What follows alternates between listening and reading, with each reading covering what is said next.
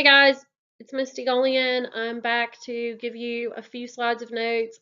It's going to be 3.5-ish slides of notes. The last slide is not really count as a full slide, so it's technically 4 slides of notes, but it won't quite feel that long. This is going to be a longer lecture, longer video for you to listen to, so I know that you're going to be super excited to hear my voice for a longer period of time in this one. No, I will not be listening to myself the whole time as you had asked me in class before. But we're going to talk about the expansion of industry in the United States, starting with railroads. We talked last class about the Transcontinental Railroad and the expansion of railroads all the way from the East Coast to the West Coast. And today we're going to talk more about that expansion. We're also going to talk about other inventions that helped bring industry to the United States, and then some of the very wealthy businessmen who start to emerge. So let's get into it. Let's start with a railroad expansion. Railroads had become, not long after the Civil War, the United States' leading industry. They had more employees than any other industry, and they had invested more money than any other industry as well. It is going to play a huge role in the economic growth of the United States after the Civil War, especially in steel. The U.S. is going to have the largest integrated national market in the world, due almost entirely to the railroads. And putting that railroad line down requires a heck of a lot of steel, and that allows the steel industry to become the largest industry in the United States. Railroads are going to become improved by several things, and you can see some pictures that just popped up that show us those things. Cornelius Vanderbilt is going to be in charge of the New York Central Railroad, and it is going to be one of the most expansive and coordinated rail lines in the world. A couple of things are going to make this possible.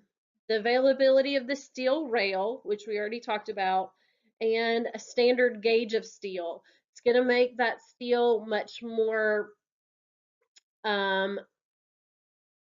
affordable. Steel is going to cost $100 a ton in 1873. By the late 1890s, it's only going to cost $12 a ton. So you can lay a lot more for a lot less. In 1860, it had taken people 2 days and a change of rail 17 times to make it just from New York to Chicago. Only 10 years later, by 1870, they could make the same trip in less than 24 hours without having to change trains at all. So you can see how the time it's taking to get places is being cut in half, and it's a lot more affordable as well. Other things that are going to make rail travel more accessible, more comfortable are the air brake, and that's what we have right here. These pictures are the air brake. This is the birthplace of Westinghouse. He invented the air brake. So that's going to make trains stop more easily and more smoothly. In addition, you're going to have Pullman. He's going to invent the sleeping car, this one, and the dining car. So people are going to feel like they can be on a railroad a lot longer, and they're going to be more comfortable. Cornelius Vanderbilt is going to own the New York Central Railroad. Before the Civil War, he had owned a shipping business, which is why Vanderbilt sports teams are called the Commodores. Hopefully you're watching football on Saturday like I am. So that's where the Commodores get their name, Commodore, shipper, or a navyman, and that is the excuse me, type of business that Vanderbilt had before he got into the railroad business. During the war, though, shipping slows and he starts to buy railroad companies instead to make more money. He's going to buy smaller companies, combine them. He's going to combine their lines. He's going to have larger lines between urban centers, which is going to make railroad travel more quicker. When he died in 1877, he controlled more than 4,500 miles of railroad track.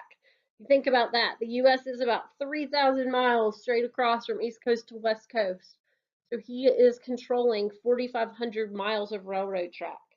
His personal fortune was estimated at $100 million. A story that gets told is that the Vanderbilts would host dinner parties and they would put a trough in the middle of the dining room table filled with sand, and their guests would have shovels where they could go mining for diamonds, emeralds, rubies. I'd like to be invited to that party. I'm sure you would too. If you look at this picture in the middle, right here, this is Vanderbilt, and if you look closely, you can see that he is pulling up chains connecting him to trains, railroad line, businesses all around. He is a huge figure in this industry.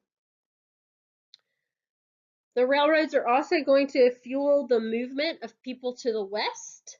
Farmers are going to take the railroad west. They're going to plow down native prairie grasses for their farms.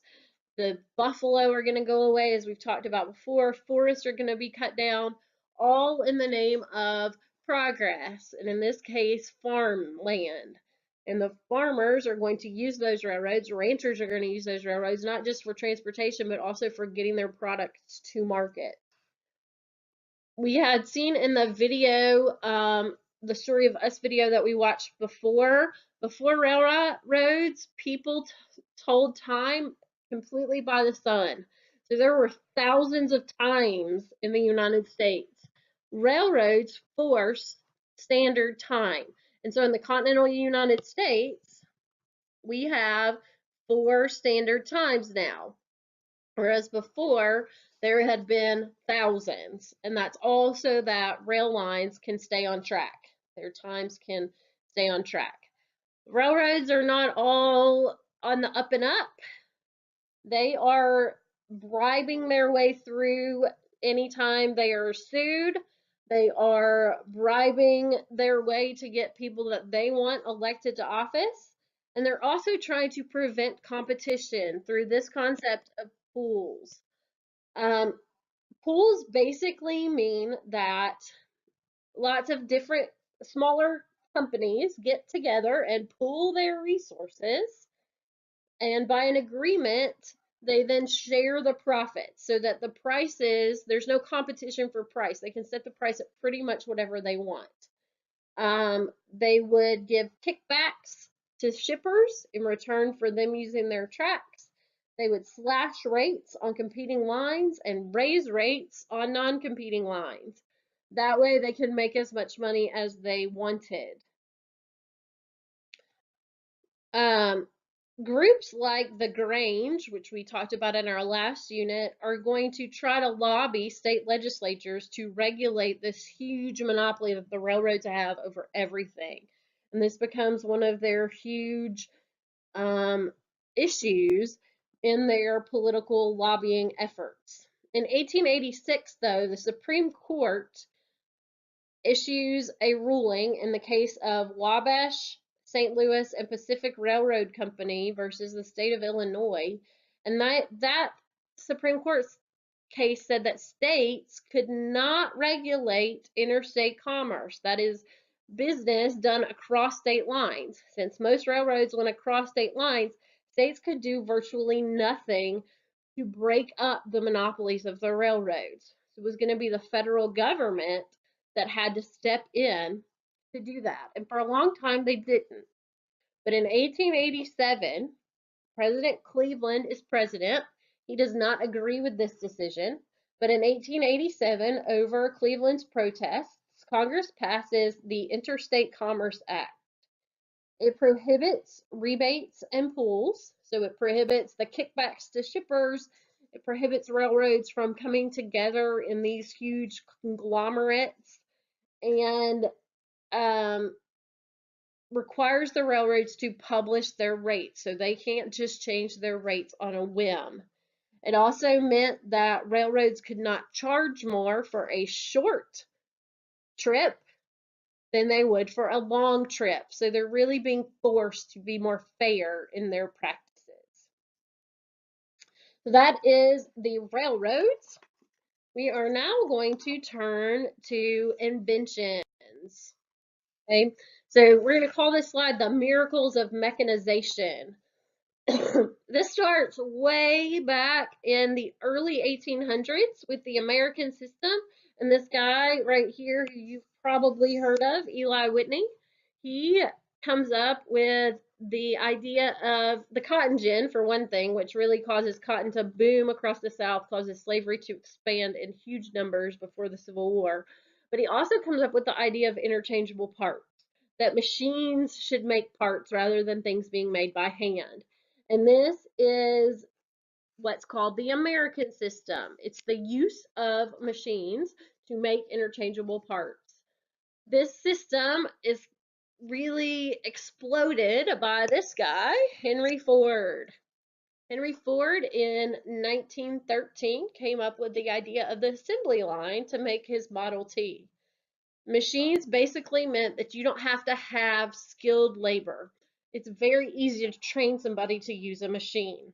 You don't have to have a very skilled person anymore. We have lots of immigrants coming, especially from Ireland, and so you have plenty of people to work in these factories on these assembly lines, and this is something that we see still today. Women are going to especially benefit in the Industrial Revolution because there's going to be more jobs for them. The telephone and typewriter, the inventions of those two things are going to really help women in as switchboard operators, this picture at the bottom right, and then the one beside it on the left, and in typing pools. Big rooms, you've probably seen some examples of these in the movies, where the women are just sitting in the middle of a room typing away. They're transcribing things. Other inventions, there are going to be 440,000 patents issued between 1860 and 1890. Huge number of inventions, and you looked at some of these last class in the small assignment that you did, but some examples are going to be the cash registers, the stock ticker, the typewriter, the refrigerated train car, the electric dynamo, which is the first electric generator, which can power industry, and then the electric railway, streetcars. The telephone is going to be a huge invention. It's huge. Its impact on American society and on business and on everything is huge every single day today. Its impact cannot be diminished. Thomas Edison, in this period, is the most prolific inventor. He was issued 1,093 patents, excuse me, in his lifetime. No other inventor has come close to approaching that number of patents. And we'll talk about some of those patents in class. I'm not going to go through them now. But from the time he was a very young child, he was constantly experimenting. His father had forced him to stop experimenting in the rooms of the house and had sent him down to the basement to do his experiments. He was fired more than once from a job because he set things on fire because he was constantly experimenting. Eventually, he proves himself, despite the fact that he is partially deaf. He is hired by Western Union to improve Alexander Graham Bell's invention of the telephone. Thomas Edison was basically put in charge of figuring out a way for the telephone to become more practical. And he does that.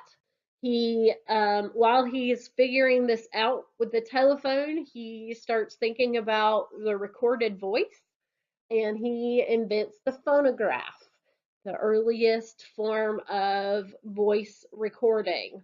And because of that, you get to listen to your favorite teacher's voice today. In He eventually opens a workshop in Menlo Park, New Jersey. He buys, this is a neighborhood basically in New Jersey. He and his father buy up a lot of buildings in the area.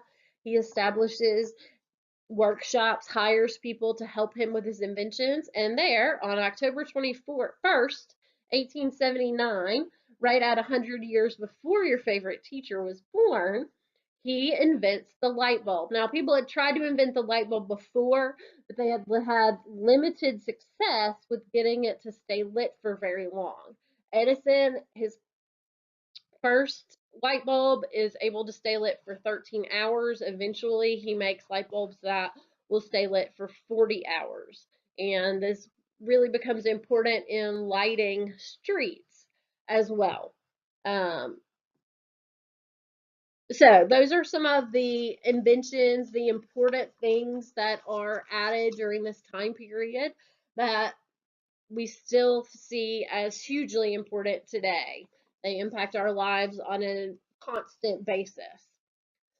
We're now going to talk about some of the giants of industry, the captains of industry. There are three main ones that we're going to talk about, in addition to Vanderbilt, who we already talked about with the railroad. We're going to talk about J.D. Rockefeller with oil. We're going to talk about J.P. Morgan with the banking industry and eventually the steel industry. And we're going to talk about Andrew Carnegie with the steel industry. So let's start with Rockefeller. So John D. Rockefeller um, was one of the earliest people to use the trust as a way to avoid competition with other companies. So basically, in a trust, stockholders from smaller companies give their stock or assign their stock to the board. And in this case, it's the board of Rockefeller Standard Oil Company. And so all these smaller companies, smaller oil companies, are being run by Standard Oil. And that allows Standard Oil, Rockefeller to set prices, to prevent competition in prices. Breaking up these trusts is going to become hugely important in politics as we go on. But this is going to basically stifle competition. Morgan, J.P. Morgan, and that's a picture of him right here.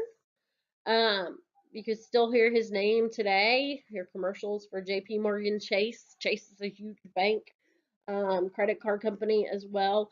But you hear that still today. This all comes from him.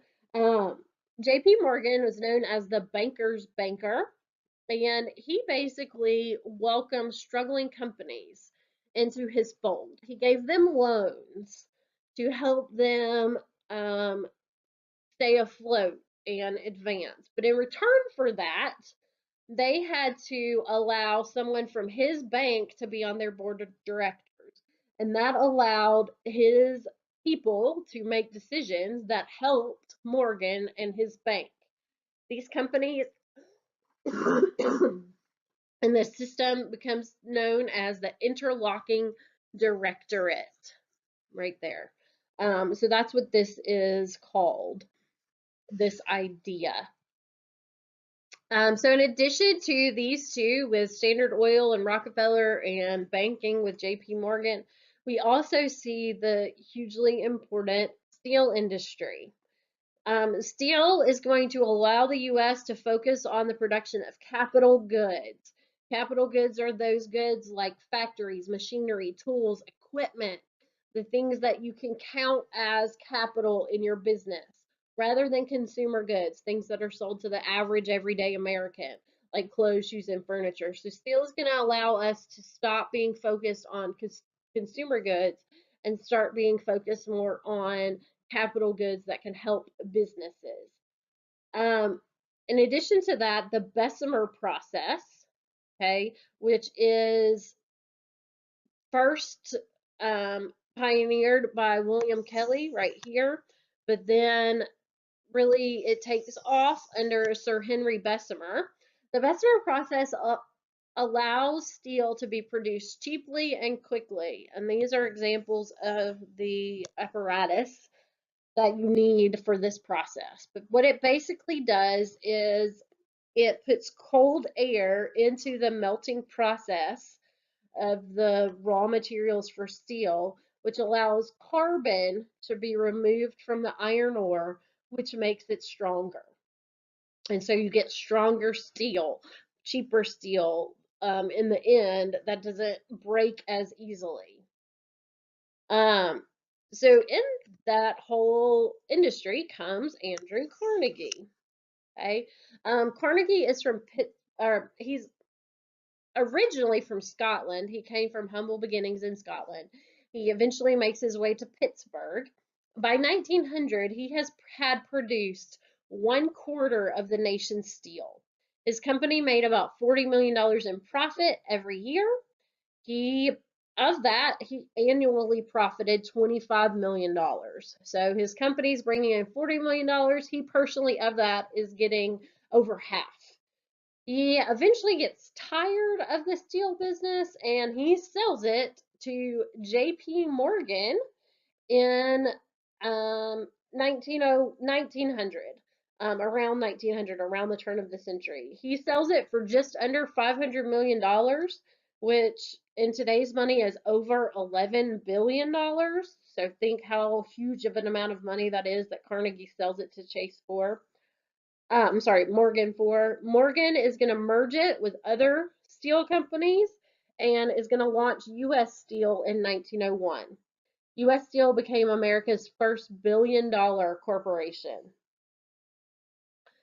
Um, Carnegie starts to believe in this idea of the gospel of wealth, basically believing that the man who dies rich dies disgraced because he should have done more with his money over time than hoarding it all for himself. So he ends up giving over $350 million away. He gives it to schools, he gives it to libraries. Almost every largest size city has a Carnegie Center. There's one in New Albany. Um, I'm sure that there's Carnegie money running around Louisville, although I don't know that Louisville has a Carnegie Center necessarily. There's a Carnegie Center in Lexington. So you can see the impact his money still has today. These are places that run literacy and art and historical events for the community to help educate people. Um, Carnegie's idea of the gospel of wealth contrasted with the belief of the survival of the fittest mentality pioneered by Herbert Spencer and William Sumner. So, this idea of survival of the fittest, we often think of Darwin and his Origin of Species as survival of the fittest, but that term actually comes from social Darwinism, from these guys, and basically means that the poor are poor just because they don't work hard enough. People who become wealthy often started out poor, and if the poor would just work hard enough, they would be wealthy too. Um, that's not what Carnegie believed, but that it contrasts with his idea. One thing that I want to talk about with Carnegie is the idea of vertical integration.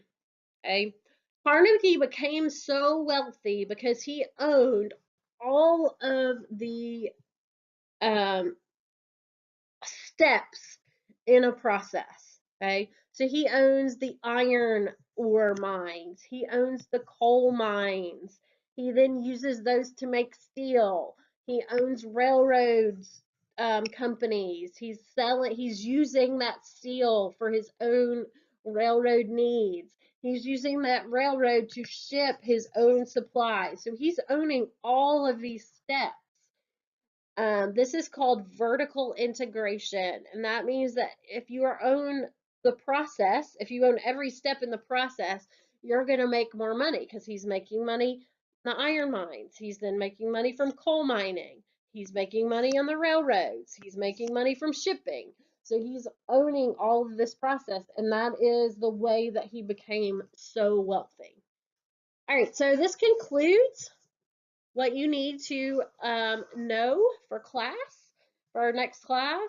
You will have a quiz on these things. It'll be a simple 10-question quiz. You can use whatever notes you've taken. So if you need to go back and remind yourself of anything, you can. and I will see you in class. Have a good one.